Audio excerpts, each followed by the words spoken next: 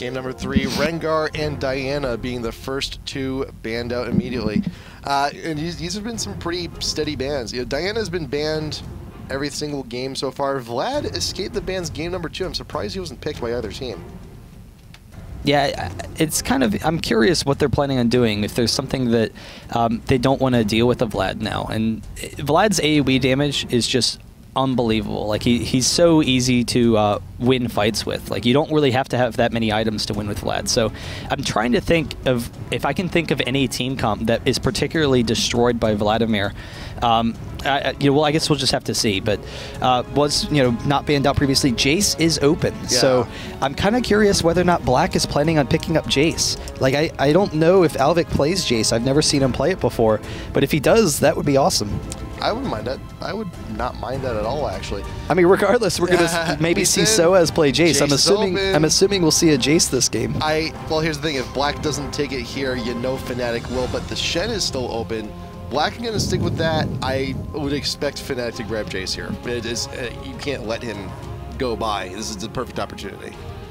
Yeah, they might be a little bit concerned as to why Black is allowing Jace to be open. And right now, Black is able to get Shen. So they like that pick in the top lane. It allows them, that global presence, and the shield is just so awesome. Yeah. So the concern would be, if they go Jace, Jace will be able to win the top lane against Shen. However, if Shen can win the rest of the match and have this like really tanky bruiser kind of team, then that could just bully out Jace of the fights. And Jace does best against, squishy teams that he can poke down long range or give fast initiation. So they're going to hold off for it on a second, on it for a second. They want to make sure that they're not in a dangerous situation. They pick up the Ezreal, which they like. They know that Black's going to look for it. They grab the Malphite as well, and now Black is actually going for that Jace. So Black had the option. If Fnatic had maybe taken the Jace, Black could have maybe gotten that Ezreal, maybe grabbed something they like. But Ezreal has been really, really hot real estate during this set, though. He's been now picked all 3 games of the series. Very popular AD, but also to note, Ezreal's been on the losing team so far this entire series. So I don't know. We'll see where Fnatic's going. When Fnatic played him game 1, they did have the Lulu support, and I doubt Lulu is going to be grabbed by Black here. I don't think it really fits with a lot of their game plan. Black will probably once again play it safe and go with that Sona. It's what they're used to. It's what they like to play. And there it is. Yeah, so that is Fat Mama's specialty. We'll give them that mobility. And the Sona Jace combo is very strong. Having that team mobility is just really huge. So we'll see how that kind of factors into things. But it is kind of interesting because a lot of times Ezreal's just a really safe champion in general. And Ezreal's very strong in the bottom lane, but you kind of take Ezreal because you don't expect the fights to be happening in around the bottom. You expect the fights to be won by your mid laner and by your top laner.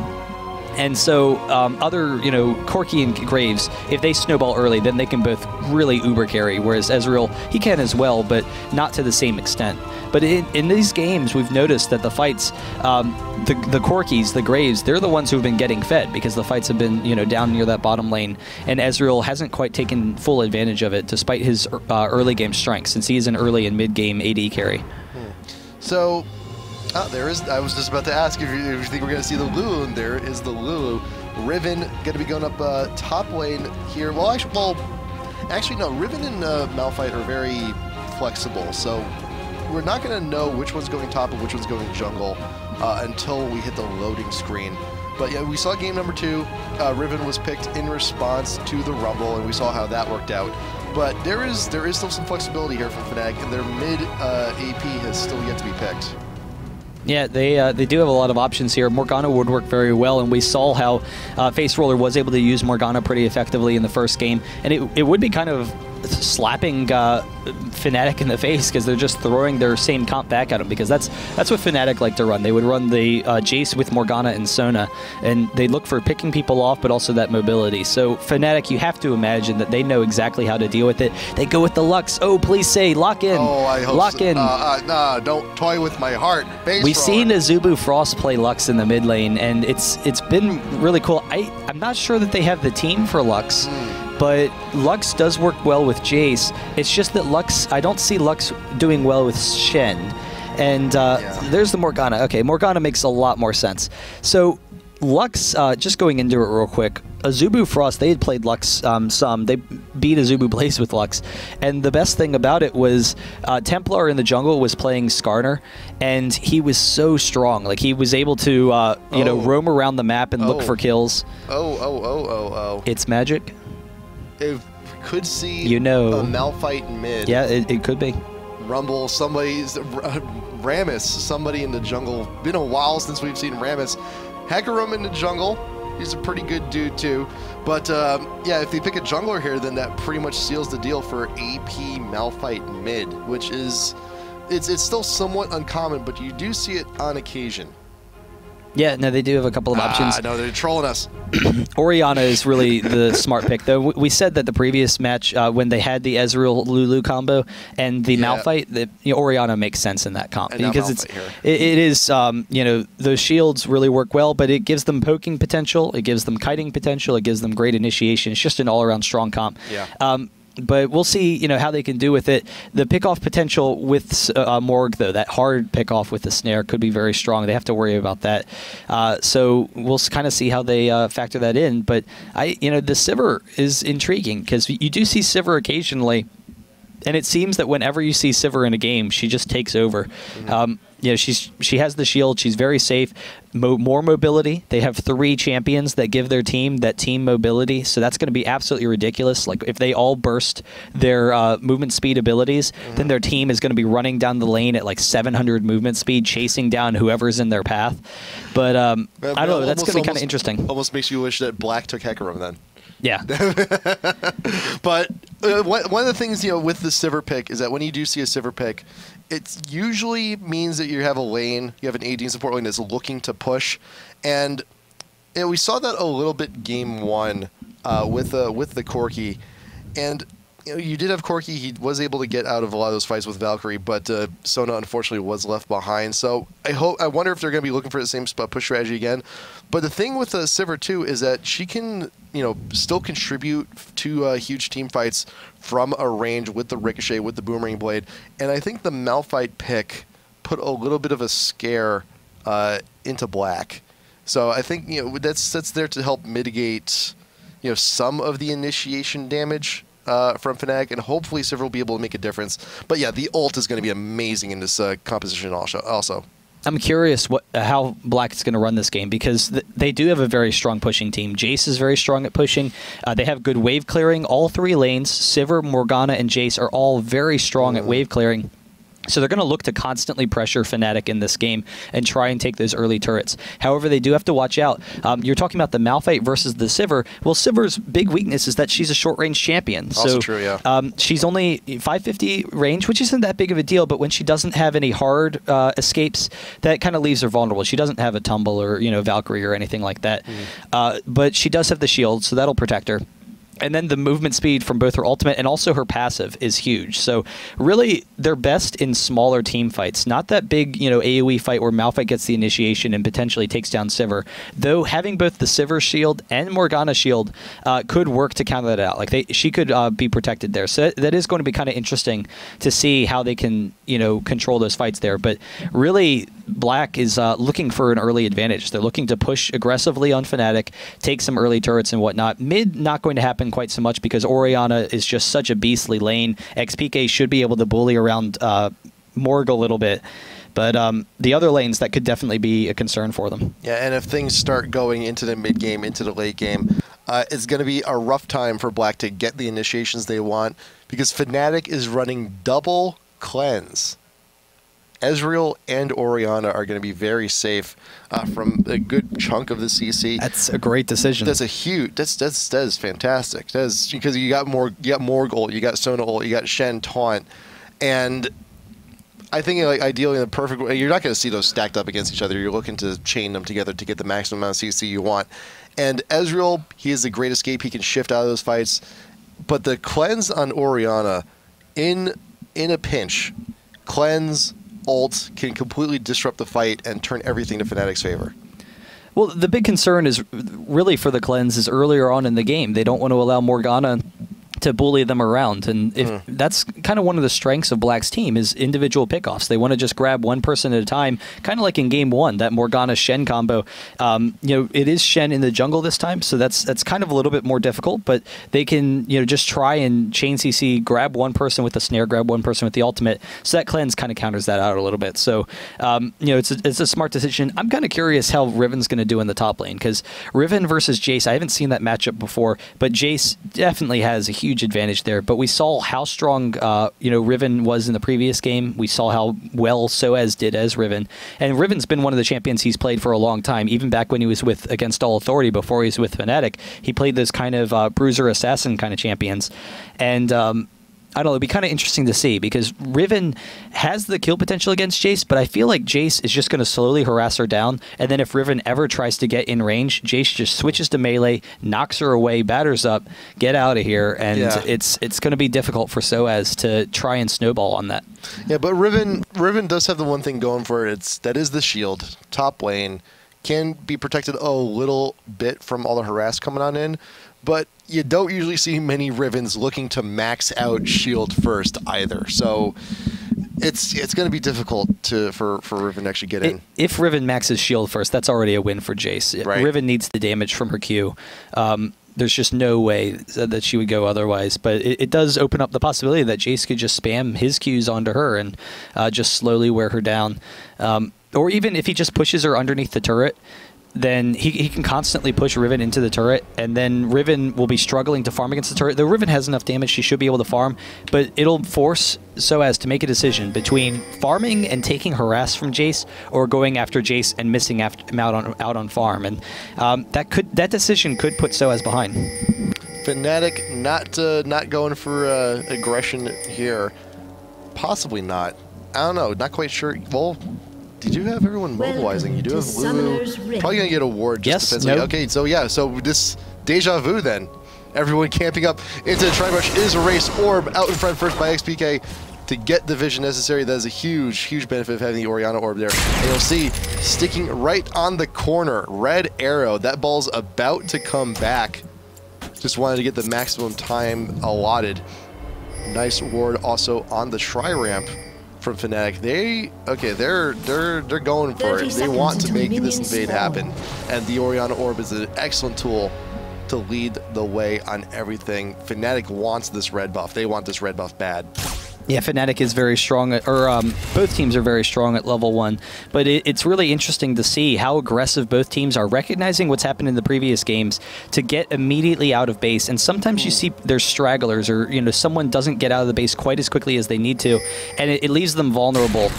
You used to see that a lot with Clairvoyance, but they are making their way up. Shen is here. You go for the flash taunt. Nice. He does pick up N-rated. There's the snare as well. N-rated does go down. First blood for Sivir. I really thought Fnatic was going to be going aggressive for that red. I really thought they were. They had the ward coverage, they had everything else, especially in defense. But now that they know that Black is stealing their blue, Cyanide and XPK are going to do the same. So there's going to be a mutual blue steal from both teams. But yeah, that is the first blood onto Decozy, especially for someone like Sivir, who has a lot of damage potential with that boomerang blade. Decozy could go back, grab that early Dorns, but I think they may actually stay. Yeah, they will stay, and it's because they wanted to help Shen with the blue, and so fortunately he doesn't have that early Dorans, because that would just be devastating for that bottom lane, because Sivir's scaling on her boomerang is so strong that it's a lot of burst damage once you get any AD. So that's going to be kind of interesting to see, and that's why Sivir works very well with Sona, is because she takes really strong advantage of that Q because of her high base ratios. Yeah. The only thing with Sivir, though, is that those skills do not come cheap. So in order to get the mana necessary to continue that harass, Decozy's going to need to get some choice spell shields off in order to recover that mana. Since this is a Sona, not a Soraka we're talking about here. There is no infuse here. Yeah, we'll see how they're going to try and control this lane, but I suspect that they're going to try and push them into the tower very quickly to give Decozy an opportunity to go back into lane. So, we'll see how that factors in. In the meantime, Soaz, so far, he's been using the brush in the top lane. That's a really nice decision. I mean, Riven tends to use the brush, and Jace can get vision of the brush with his Q, so Soaz has to watch out for that. But it's still, it gives him a little bit of protection, so he doesn't have to worry about that constant auto-attack harass from Jace. and Soaz is doing an okay job, you know, keeping position on the lane, and it's going to be perfect for Cyanide to come back through. But there is a ward right there, right by the tri-brush, so Alvic knows to back off when the huge pile of rocks is nearby. So even though like that movement speed debuff can just do so much for a gank coming from Malphite, that you know, it is a threat. It's going to be a constant threat for Alvic there in the top lane, even for him to push out past mid. Yeah, and Sona and Sivir, they have pressure down bottom. Alvic already getting some nice harass onto Sona, or onto Riven, but I'm a little bit surprised that they didn't take that last opportunity to go back to Vase, because they had a cannon minion pressing up to the tower, and that's usually a good opportunity to go back. But the lane has naturalized. It is back to the even, and I don't know, they are strong enough. They don't necessarily need to go back and get those early item advantages. It's just that it would be nice to be able to bully around Ezreal a little bit with the early Dorans. Cyanide waiting there, top lane, Fatmama taking a whole bunch of harass, but meanwhile you do have Cyanide did decide to go in, looking for this slow, but Alvic will actually be safe at his own tower. But in the meantime though, knowing that Malphite is top lane, Naprin going to take the opportunity to grab the blue Wraith, do a little bit of counter jungling, and then get on out.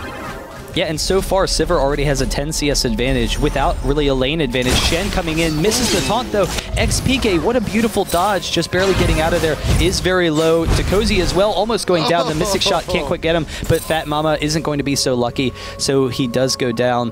But I was going to say, you know, even with no advantage in lane, Sona's been able to bully around Ezreal some, so really nice play so far from Black, but that's going to even it out some. So Ezreal will go back, he's going to buy some.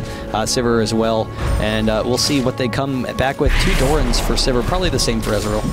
Yeah, so yeah, that kill just pretty much negated the majority of that first blood bonus. But Ezreal going to be coming in with the doors, and the Vamp Scepter wants to sustain a little bit more lane.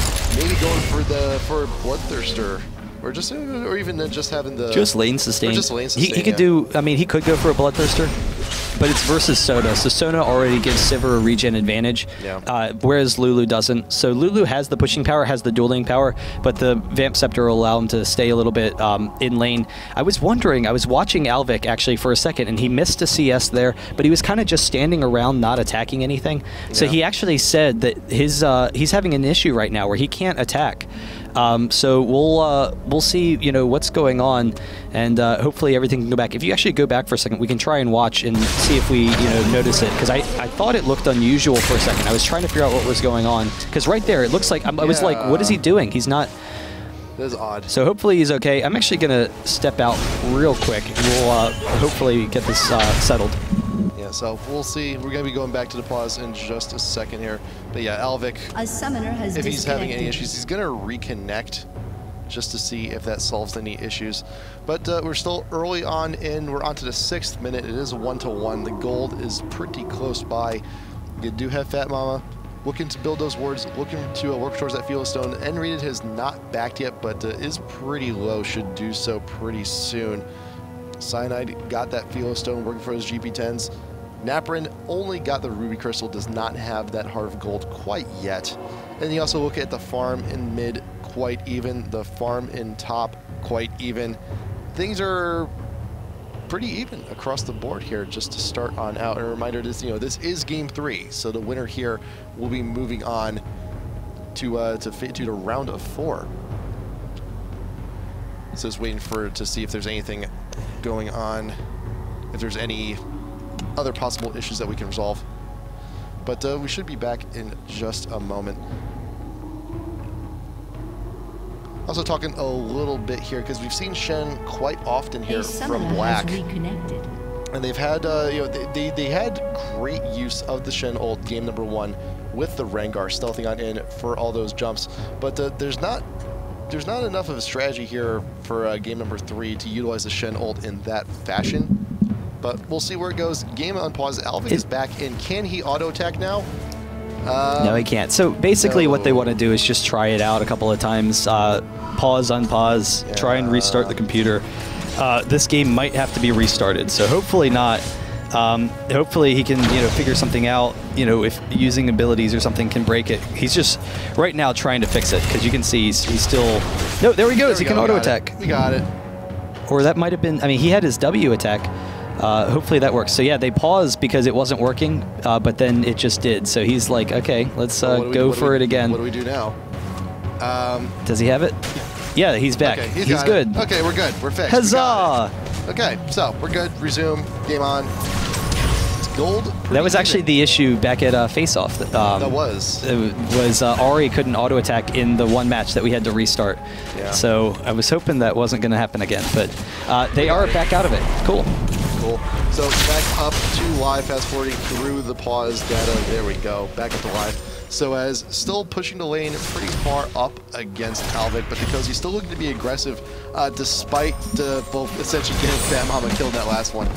But still with the ricochet, blowing up that mana, using the blowing lanes, looking to try to get whatever advantage in bot lane possible. Alvic taking a little bit of harass from Soaz, and Soaz is looking pretty healthy. We were concerned to start with, but seems to be Riven doing okay. Yeah, and he has been able to control the lane pretty decently, and he has kept up with farm with Jace, actually. Shen getting the taunt on XPK, wow. Not going to do a lot, but he forces him back out of lane. Yep, XPK out of mana has no real other option but to go back, buy something nice in the process. Blue buff is also up here for Fnatic, so it's going to be a nice objective to grab. But it looks like Face Roller and Naprin are going to be going in for the steal. Cyanide with a nicely placed ward knows that they are being invaded, and is there going to be a reallocation of resources here from Fnatic to try and get back this blue buff? We do have Lulu and Ezreal, they are nearby. Naprin will actually be grabbing it in the hurry just so they can take it, so that Fnatic doesn't. Yeah, so they back off, but nice job from Black. XPK has a slight advantage and does have that Chalice now, so that's usually core on Orianna. You can build her a couple of different ways, but the spam ability that you want on Orianna, you spam your abilities so much that you need a really large mana pool or lots of mana regen. So Chalice definitely works out, and we'll see how Morg can try and pressure it. But I don't know, it is starting to get to the point in the time where Morg is going to be looking for those kills. Alvic and Soaz, they're still doing pretty okay. They're being very close to the farm. Looks like Soaz on Riven going to be looking for that brutalizer. Soaz popping the ult, wants to get aggressive, has the ult pop, throws away the wave, but Alvic just staying still just for a moment. I'm not sure if that was sort of like more trouble or lag or whatever, but just kind of stays, toughs it out, still stays in the lane. It was not forced out, but yeah, I think there is more issues arising. Yeah, so hopefully everything's okay and can get settled out. But who is it? Is it Jace? Maybe. I don't know. We'll figure it out. Yeah. But right now, game so far is pretty even. Ezreal, I'm not sure that he's going to be able to pick up the kill on Sona. Actually, yeah, he really won't be able to because Sona has the flash. But it is going to be close. So at the very least, he's going to force Fat Mama out of lane, which is going to put some pressure on Dukosi. So they can pressure him some, try and get a farm advantage. Since it's even right now, they can try and set Sivir behind a little bit. Yeah, well, even then, though, Ezreal does have the shift up, so it could pursue this. But yeah, if Fat Mama manages to, it's gonna be close. I hate when the game's paused looking at abilities. Yeah. Like XPK's ultimate right now, and it's like right. all hail the Hypnotoad. A little bit. That's basically what's going on. But hopefully everything's underway. Yeah. It has been a really cool series so far, and now Face Roller playing Morgana again worked out very well for them in game one. Even when they were behind, they were able to run around to pick up a number of kills. So it'll be interesting to see whether or not Fnatic goes down to that again. They took the cleanse for Morgana because they recognize that they don't want to allow Black to snowball themselves back into the game like what happened in game one. Yeah. When they were behind by such a significant margin. But I don't know, we'll have to see. And even too, just for a little added bonus, those early ganks coming in from Shen, I mean, it helps immensely with those taunts also. It has been really nice, though, so as in the top lane, that he has been avoiding a lot of that Jace harass. He's been very safe in that lane, and he is getting into his core, into that brutalizer. So despite the fact that, Jace has these advantages in lane, Soaz has done a nice job. So it'll be interesting to see if he can try and start to snowball that lane. you know, or if Shen maybe would turn around. Like, I'm not sure if Riven could even go in for any kills without Cyanide there. Because if he does, maybe Shen just ults and Jace goes around for the kills. So, you know, that might force Soaz into some passive play, which benefits Jace. I'm also noticing now with a lot of Orianna players now, I really like how Chalice Athenes has become such a core item on Orianna now also. So, you know, that mana regen is huge, especially when you're going to be getting up close and personal. The magic resist is huge. The cooldown reduction is huge on a champ like her. It's just, I like how the recent changes have happened. Yeah, she's been very strong for a while. I had said a while back that she was kind of one of my favorite champions of the cycle. She's one of the strongest champions, and it was before SK was playing her. I'm trying to remember who was playing her back then, but I know that Orb, they played a lot of Orianna, and she's her kiting potential is really awesome. Like, when Orianna, everyone kind of thinks of her as shield ulting for the ultimate, so like she can shield ult onto Malphite, and Malphite jumps in, and then Orianna ults.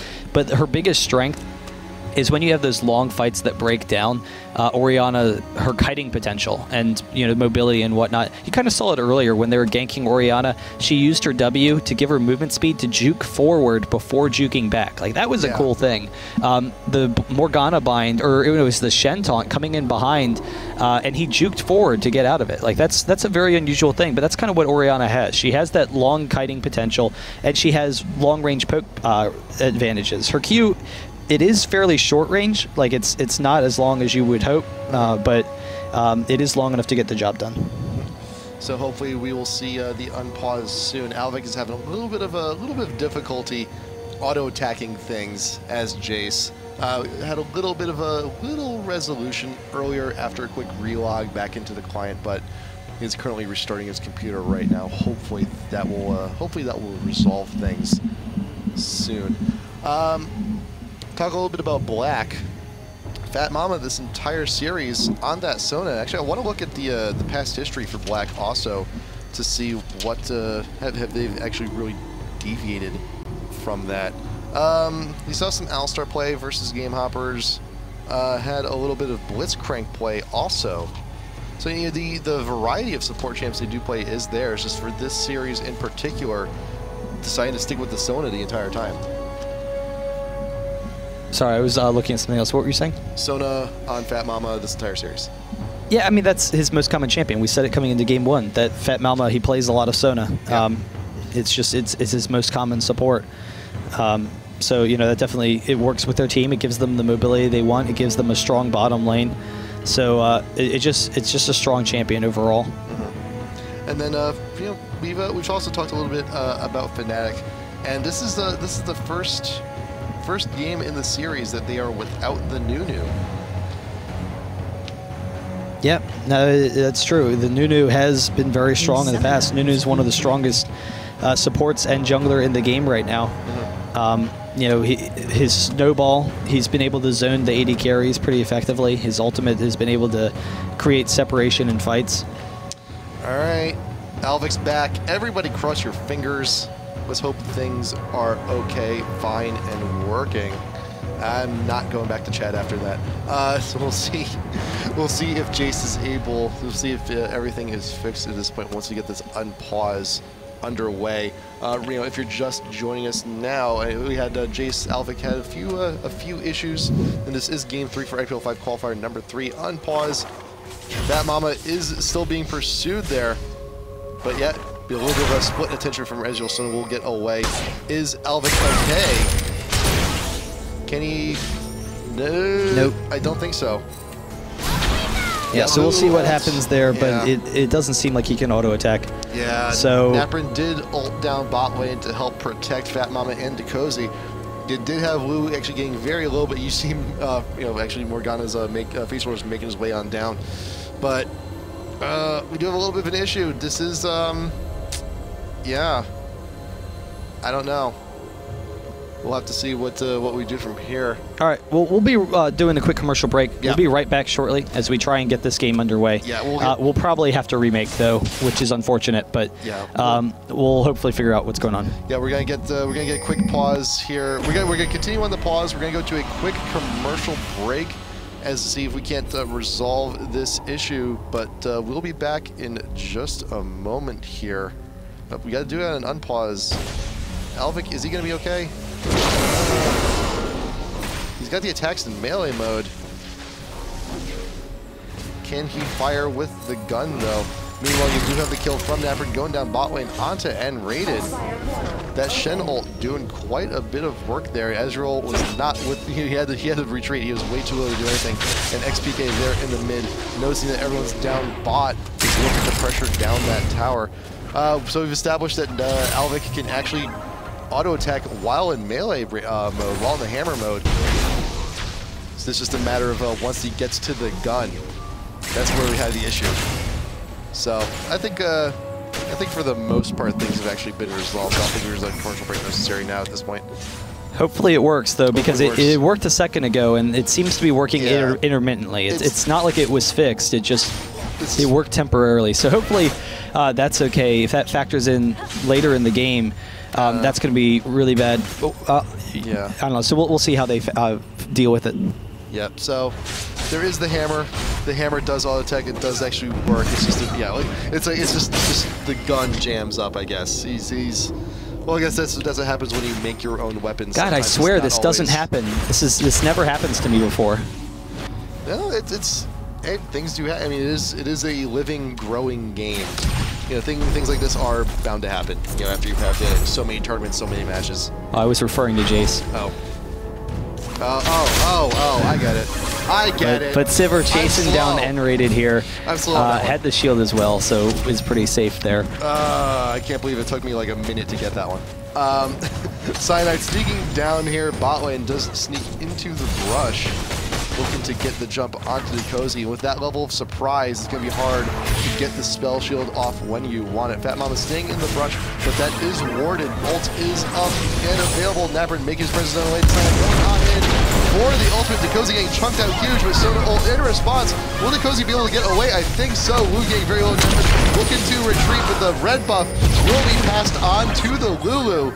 You got shards going down, and here comes XPK. Oh, well, nice ultimate. Picture perfect. Onto the Sivir. Oh, the double kill too. Face roller though, can he make a difference? It does not appear to be. 4v1 down bot lane. I'm surprised that Fat Mama can move. No matter how you calculate it. But you do have top lane Alvik getting a little bit of revenge, getting a little bit of catch up here. Noticing that Riven did actually wander down mid to help push that lane.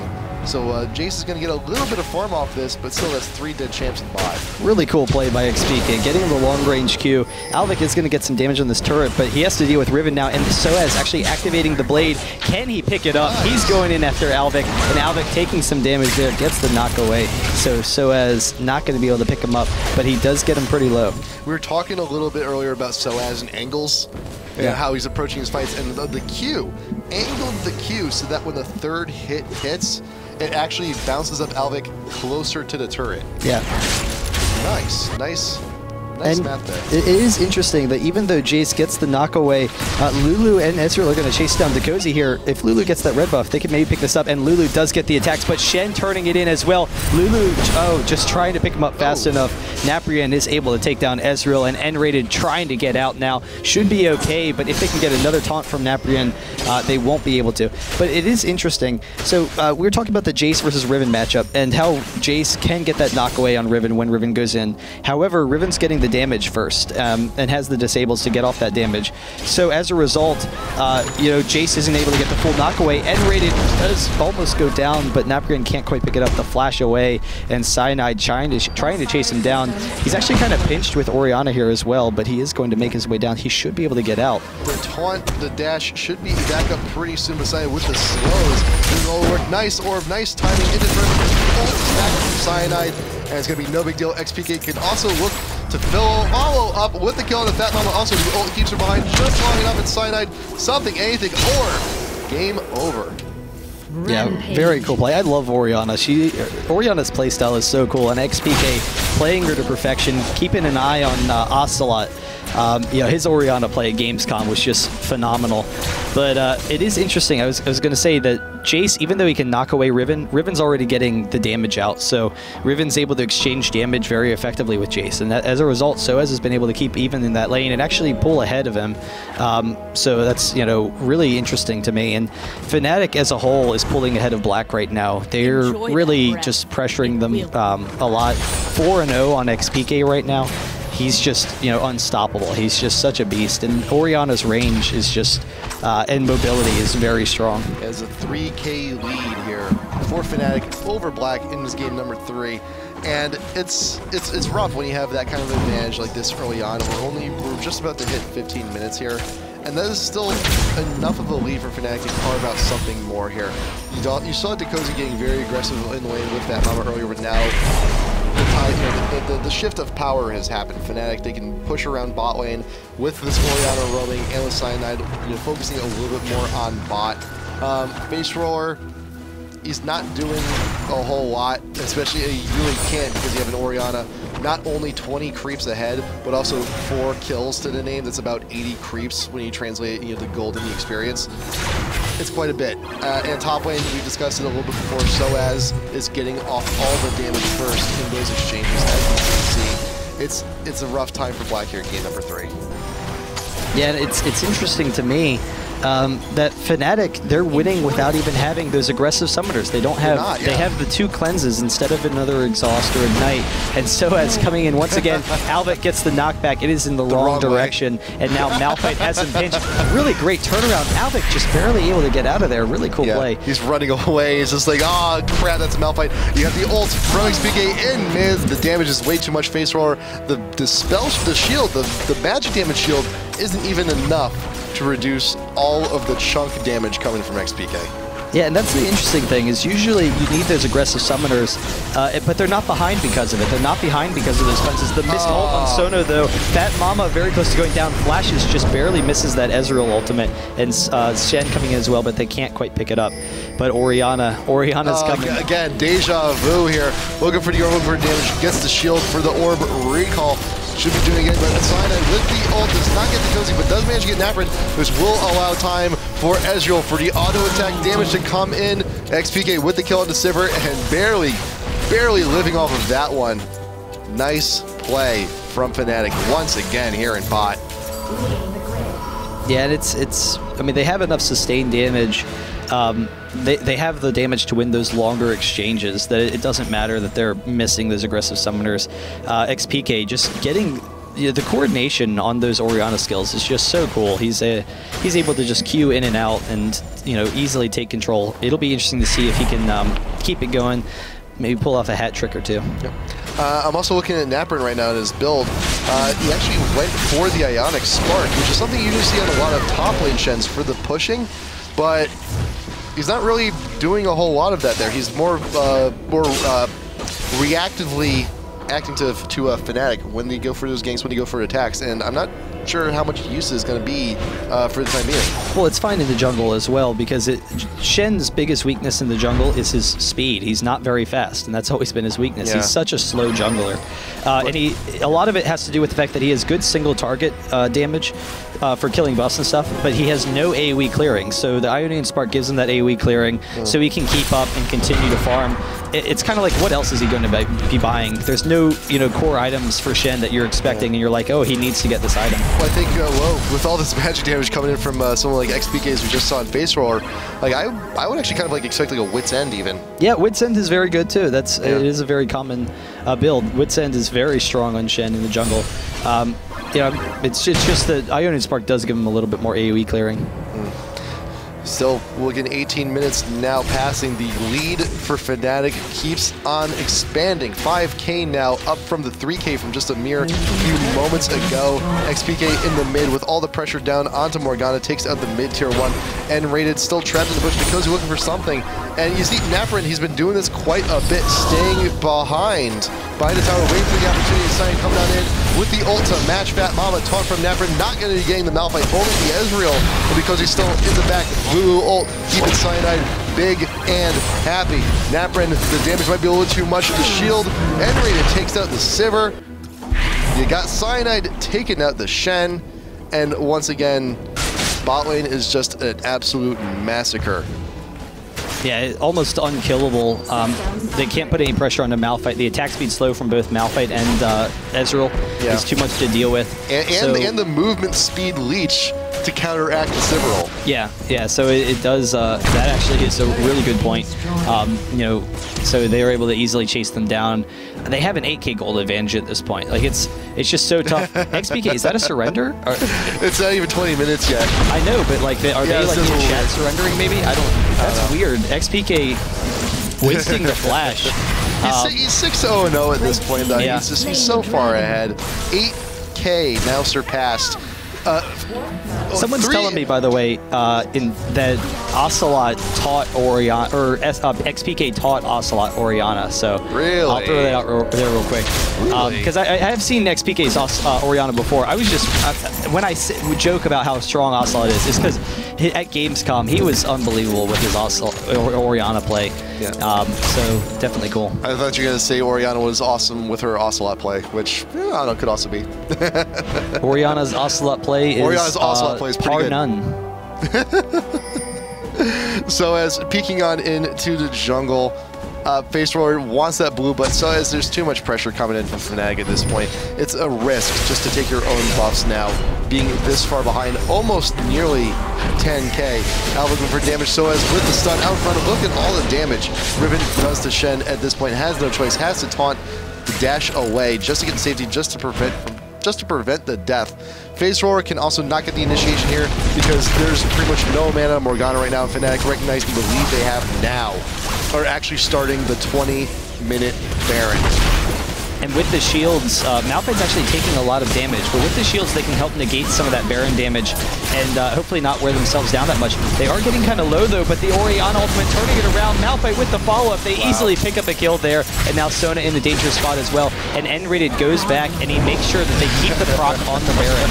So not only do they pick up the 2 quick kills, but they have the Baron as well. Sivir will be able to take down that bot. Actually, Ezreal doesn't want to allow it to happen, but I think that Sivir's going to get it anyway. But even so, with that Baron buff and the 10k gold advantage 21 minutes in, it's going to be difficult for them to respond. Fnatic XPK, he has Naprian trapped though. Can he pick up the kill? Woohoolahu is going for it. Woolano.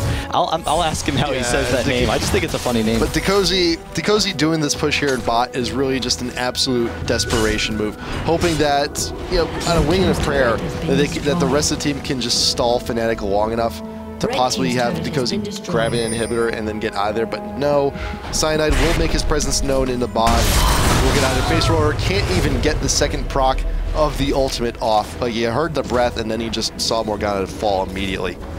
Yeah, the damage is just absolutely insane for them on Riven, and that's the big benefit that they were able to take advantage of in both game number 2 and game number 1. The slow onto Alvic, he barely gets out of there with his help and Sona's, but they are going to lose the turret as a result, and I wouldn't be surprised to see a surrender coming in, but we'll see if they can hold off. They have really good wave clearing capabilities, so they should be able to stall decently. Naprian going in after N-Rated, he's really pursuing currently, and Malphite in the meantime is dueling with Sivir, so Sivir will likely go down, is very low. Once the shield is down, Cyanide easily has that, and we'll pick up Dekoya. There it is. That is the surrender vote.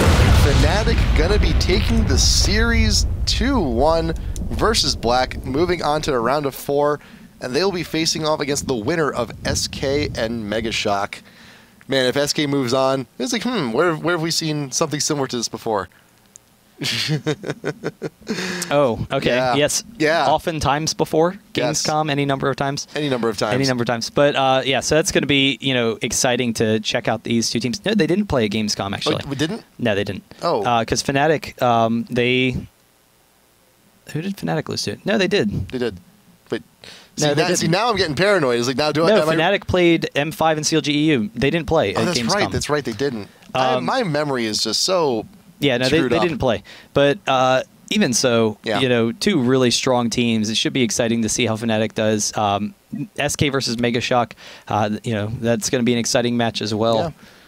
It's going to be good. It's going to be good. We got a lot of NA matches coming up tonight. Also, not quite sure who's going to be playing, but I think our community casters we are going to be taking care of that Tom one. and Studio. Tom and Studio, hey. It's been a while since we've seen them on stream. Yeah, no, it has. They're awesome guys, though. Yeah. I really like them a lot.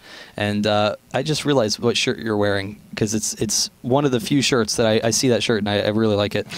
Incredible, man. So good. But yeah, we'll be able to take a look at that. Congratulations to Fnatic, 2-1. They will be moving into the semifinals, or is that round of 4 semis? Semis, okay.